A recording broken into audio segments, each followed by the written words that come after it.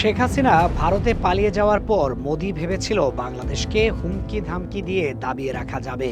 তাদের সমরবিদরা প্রতিনিয়ত আমাদেরকে হুমকি দিয়ে বলছিল তারা নাকি চাইলেই বাংলাদেশকে মাটির সাথে মিশিয়ে দেবে। কিন্তু তারা হয়তো জানে না তারা যে দেশটির দিকে আঙুল তুলছে সেই বাংলাদেশের মাটির গভীরে ঘুমিয়ে আছে এমন এক প্রলয়ঙ্কারী শক্তি যা জেগে উঠলে তারা নিমিষেই কিয়ামত দেখতে পারে।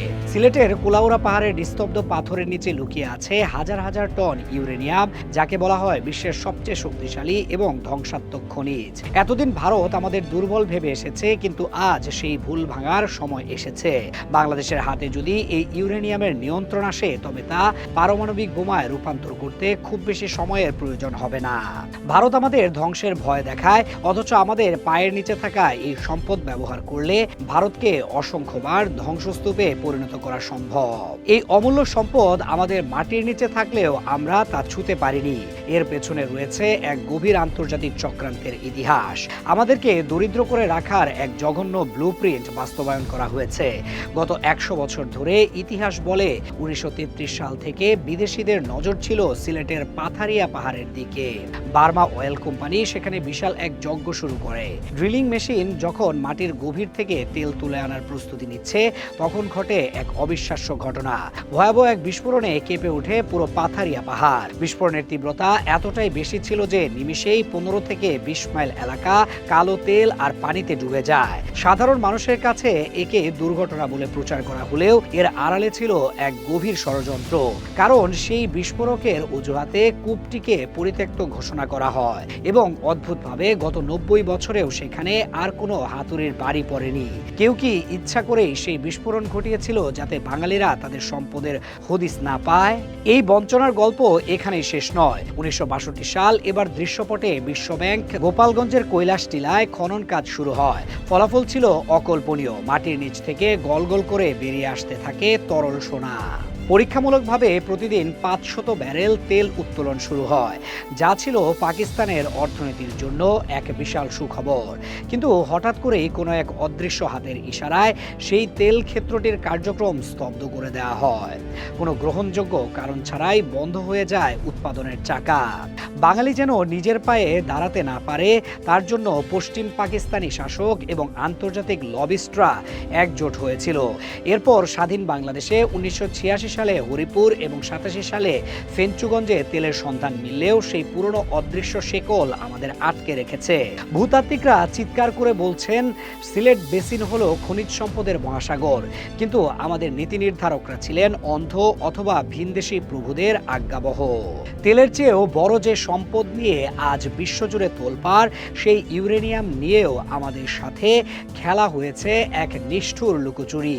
1986 সাল মৌলভীবাজারের কুলাউড়ার হাড়গাছা পাহাড় বাংলাদেশ আণবিক শক্তি কমিশনের বিজ্ঞানীদের রাডারে ধরা পড়ে এক অভাবনীয় সংকেত। মাটির গভীর শিলাস্তরে পাওয়া যায় উচ্চমানের ইউরেনিয়াম আকরিক। কমিশনের বিজ্ঞানীরা তখন নিশ্চিত করেছিলেন এই ইউরেনিয়াম দিয়ে বাংলাদেশ বিশ্বের বুকে পারমাণবিক শক্তিধর রাষ্ট্র হিসেবে মাথা তুলে দাঁড়াতে পারে।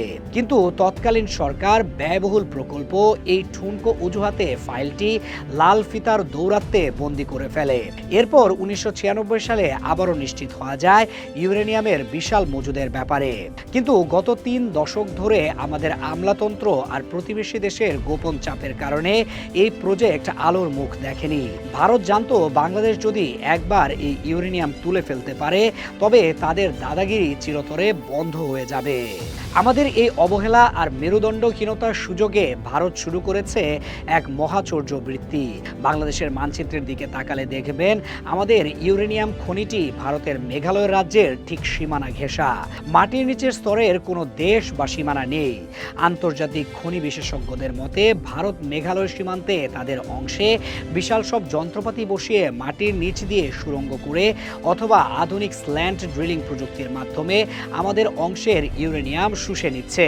দিনের আলোয় তারা বন্ধুত্বের কথা বলে আর রাতের আধারে আমাদের মাটির নিচের সম্পদ নিজেদের ভান্ডারে জমা করছে। বাংলাদেশকে সম্পূর্ণ অন্ধকারে রেখে কোনো আন্তর্জাতিক নিয়মনীতির তোয়াক্কা না করে এই লুটপাট চালাচ্ছে দিল্লি। ভারত তাদের এই জঘন্য চুরির ঘটনা আড়াল করতে সীমান্তে তৈরি করেছে এক কৃত্রিম যুদ্ধাবস্থা। আপনারা কি কখনো ভেবে দেখেছেন কেন তামাবিল আর জৈন্তাপুর সীমান্তে বিএসএফ এত বেপরোয়া? কেন তারা কারণে অকারণে গুলি চালায়? এর উত্তর অত্যন্ত পরিষ্কার। তারা চায় আমাদের সীমান্তরক্ষী বাহিনী এবং জনগণের নজর যেন সবসময় গোলাগুলি, লাশ আর রক্তের দিকেই থাকে। পিলখানা হত্যাকাণ্ডের মাধ্যমে আমাদের বিডিআর এর কোমর ভেঙে দেওয়ার পর থেকে সীমান্তে ভারতীয় আগ্রাসন কয়েক গুণ বেড়েছে। তারা নিয়মিতভাবে বেসামরিক নাগরিকদের হত্যা করে ত্রাসের রাজত্ব কায়েম করেছে, যাতে সেই আতঙ্কের সুযোগে তারা নির্বিঘ্নে মাটির নিচের সম্পদ পাচার করতে পারে। তাদের এই গুলির শব্দ আসলে তাদের ড্রিলিং মেশিনের শব্দ ঢাকার এক কৌশল মাত্র। এখানেই শেষ নয়, ভারতের ষড়যন্ত্রের জাল আরও অনেক গভীর পর্যন্ত বিস্তৃত। জৈন্তাপুর সীমান্তের ইউরেনিয়াম সমৃদ্ধ এলাকাগুলো যেমন কেন্দ্রি ও ডিবি হাওর, এই জায়গাগুলো ভারতের জন্য অত্যন্ত লোভনীয়। এই ভূমিগুলো দখলের জন্য তারা এখন খেলছে সাম্প্রদায়িকতার কার্ড। সীমান্তের ওপারে বসবাসরত খাসিয়া সম্প্রদায়ের মানুষদের তারা বাংলাদেশের বিরুদ্ধে লেলিয়ে দিচ্ছে। ভারতীয় গোয়েন্দা সংস্থাগুলো অত্যন্ত সুকৌশলে খাসিয়াদের মধ্যে ধর্মীয় উন্মাদনা ছড়িয়ে দিচ্ছে। তাদের বোঝানো হচ্ছে বাংলাদেশের এই ইউরেনিয়াম সমৃদ্ধ এলাকাগুলোতে তাদের পূর্বপুরুষদের সমাধি রয়েছে। সমাধি উদ্ধার এবং পরিবেশ রক্ষার দোহাই দিয়ে ভারত সরকার মূলত খাসিয়াদের দিয়ে বাংলাদেশের ভূখণ্ডে বিশৃঙ্খলা সৃষ্টি করছে। এটি তাদের একটি দীর্ঘমেয়াদী এবং ভয়াবহ পরিকল্পনা। তারা চায় স্থানীয় আদিবাসীদের ঢাল হিসেবে ব্যবহার করে ওই অঞ্চলের নিয়ন্ত্রণ নিতে, যাতে ভবিষ্যতে সেখানে তারা সরাসরি মাইনিং অপারেশন চালাতে পারে। গত 17 বছর ধরে আমাদের শাসকরা ভারতের কাছে নিজেদের বিক্রি করে দিয়েছিল, যার ফলে চোখের সামনে সম্পদ লুট হলেও কেউ টু শব্দটিও করেনি। কিন্তু 5ই আগস্টের পর প্রেক্ষাপট বদলে গেছে। বাংলাদেশের মানুষ এখন আর দিল্লির হুকুম মানতে রাজি নয়। কুলাউড়া ও জৈন্তাপুরের মাটির নিচে যে হাজার হাজার কোটি টাকার ইউরেনিয়াম আছে, তা আমাদের ঘুরে দাঁড়ানোর চাবিকাঠি। এই ইউরেনিয়াম যদি আমরা উত্তোলন করতে পারি, তবে আমাদের বিদ্যুৎ উৎপাদনের জন্য আর কয়লা বা গ্যাসের দিকে তাকিয়ে থাকতে হবে না। রূপপুর পারমাণবিক বিদ্যুৎ কেন্দ্রের জ্বালানি আমরা নিজেদের মাটি থেকে যোগান দিতে পারবো।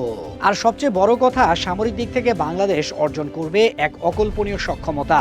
যেই ইউরেনিয়াম দিয়ে বিদ্যুৎ হয়, সেই ইউরেনিয়াম দিয়েই তৈরি হয় আত্মরক্ষার চূড়ান্ত অস্ত্র। ভারত যদি জানে বাংলাদেশের হাতে সেই কাঁচামাল আছে, তবে তারা দ্বিতীয়বার আমাদের দিকে চোখ তুলে তাকানোর সাহস পাবে না। এখন সময় এসেছে আন্তর্জাতিক দরবারে ভারতের মুখোশ খুলে দেওয়ার। বাংলাদেশ সরকারকে অবিলম্বে জাতিসংঘ এবং আন্তর্জাতিক আণবিক শক্তি সংস্থার কাছে ভারতের এই গোপন চুরির বিরুদ্ধে অভিযোগ দায়ের করতে হবে। স্যাটেলাইট ইমেজ এবং ভূতাত্ত্বিক জরিপের মাধ্যমে প্রমাণ করতে হবে ভারত কিভাবে আন্তর্জাতিক আইন লঙ্ঘন করে আমাদের সম্পদ লুট করছে। প্রয়োজনে আন্তর্জাতিক আদালতে মামলা করে ভারতের কাছ থেকে ক্ষতিপূরণ আদায় করতে হবে এবং তাদের এই অবৈধ কার্যক্রম চিরতরে বন্ধ করতে হবে। আমাদের বাপেক্স এবং দেশীয় খনিজ সম্পদ উন্নয়ন ব্যুরোকে ঢেলে সাজাতে হবে। বিদেশি যে কোনো শক্তির চাপ উপেক্ষা করে প্রয়োজনে বন্ধু রাষ্ট্রের সহায়তায় দ্রুততম সময়ের মধ্যে কুলাউড়ায় ইউরেনিয়াম উত্তোলন শুরু করতে হবে। মনে রাখবেন, জ্বালানি নিরাপত্তা মানেই জাতীয় নিরাপত্তা। আমাদের মাটির নিচের এই সম্পদই পারে ভারতকে উচিত শিক্ষা দিতে।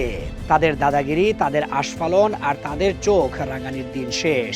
বাংলাদেশ আর কোনো দুর্বল রাষ্ট্র নয়। আমাদের পাহাড়ের নিচে ঘুমিয়ে থাকা এই শক্তিকে জাগিয়ে তোলার মাধ্যমেই আমরা মোদী সরকারের সকল ষড়যন্ত্রের দাঁত ভাঙা জবাব দেব। বিশ্ব মানচিত্রে বাংলাদেশ মাথা উঁচু করে দাঁড়াবে এক পারমাণবিক সম্ভাবনাময় শক্তি হিসেবে। আর যারা আমাদের ধ্বংসের স্বপ্ন দেখছে, এই ইউরেনিয়ামই তাদের জন্য জাহান্নামের আগুন হয়ে জ্বলবে।